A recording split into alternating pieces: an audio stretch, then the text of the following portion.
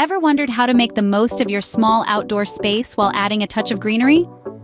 Enter the world of vertical gardens, a chic and eco-friendly solution for limited space gardening, offering space efficiency, aesthetic appeal, and environmental benefits. Today, we're going to guide you on how to create your own vertical garden. Before we start, gather the necessary materials.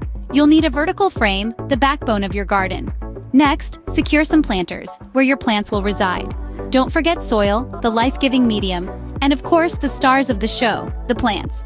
Now that you have your materials, let's move on to the actual process. Ready to get your hands dirty? It's time to build your vertical garden. The first step is attaching the frame.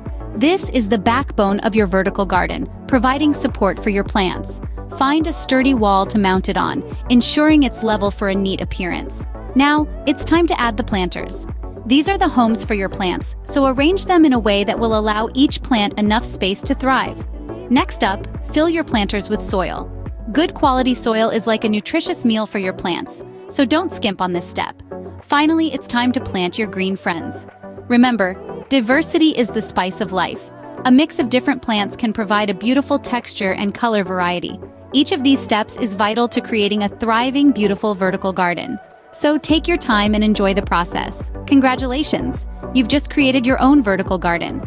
Now that you have your vertical garden, it's important to know how to maintain it. Regular watering according to each plant's needs, ample sunlight, and attentive care are key.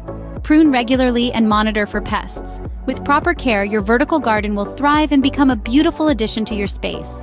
Creating a vertical garden is a rewarding experience. Why not give it a try? Share your experiences and any unique twists you've added to your own vertical gardens in the comments section. Don't forget to like this video and subscribe to our channel for more gardening tips and tricks. Happy gardening!